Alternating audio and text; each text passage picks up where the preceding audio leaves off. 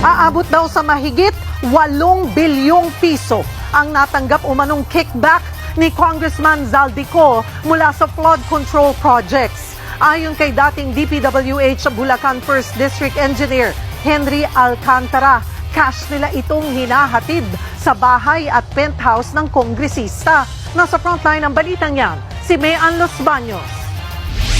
Ang litratong ito ng limpak-limpak na pera sa lamesa ay inayos daw ng ilang DPWH officials para mapunta sa bulsa ni Congressman Zaldico. Sa pagsisiwanat sa Senado ni dating DPWH District Engineer Henry Alcantara, sinabi niyang siko ang nasa likod ng bilyon-bilyong pisong budget insertion para sa flood control projects. Mula sa 2022 hanggang 2025, 426 projects daw na nagkakahalaga ng higit 35 billion pesos ang ibinaba umano ni Ko sa Bulacan. Ang kapalit, 20 hanggang 25% na kickback umano o kabuang 8.75 billion pesos na mismong si Alcantara pa raw ang nag-deliver sa hotel o bahay ni Ko sa Pasig. Pera na nakalaan para kay Kong Saldi dinadala sa akin. Ako naman po ang nagdadala o naghahatid na hinihinging porsyento ng Kong Saldi sa iba't ibang tao.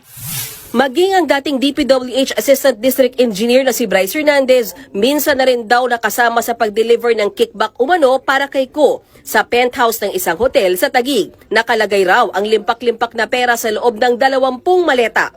Sa mga van po, kung di po ako nagkamali, mga 6 o 7 van po yung gamit namin nun. 7 van. Pagdadala. Bakit? Ilang maleta ba yung ilang bilyon na yon? Ang laman po ng isang maleta nasa 50 million po. Mahigit po sa 20 maleta, Your Honor. At 50 million. Opo, Your Honor. So mga 1 billion po yon. Galing ang pera sa mga advance na bayad ng mga kinuhang kontratista sa mga proyekto na kalaunay magiging ghost project o substandard. Pati si dating DPWH Yusek Roberto Bernardo idinadawit sa paghatid ng kickback. Sa akin pong boss, na nabanggit po nung nakarang hearing ng aming kasama,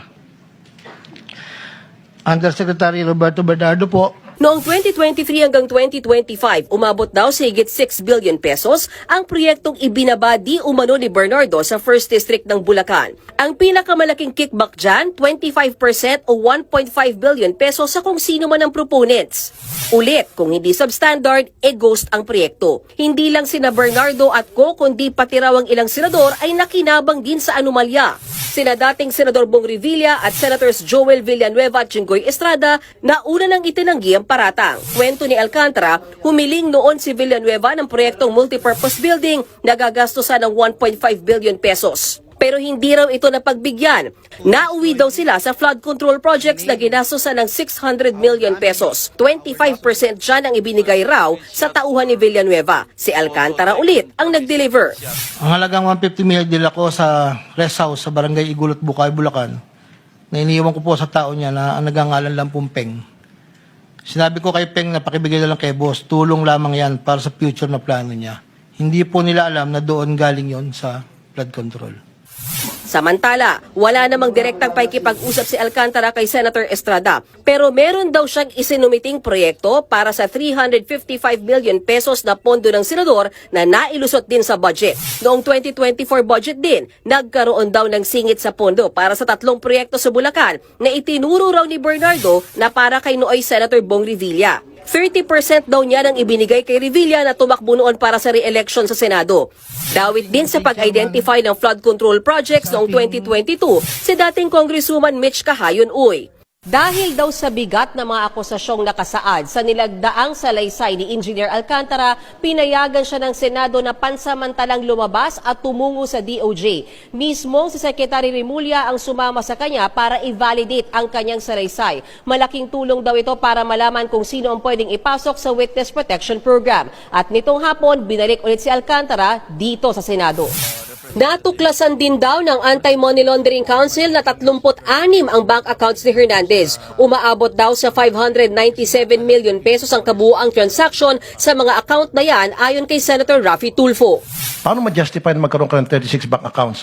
So yung mga pumapasok na milyones at one time, paano ma-justify doon sa bangko? Hindi ko rin po alam, Your Honor. Basta pinapayagan naman po.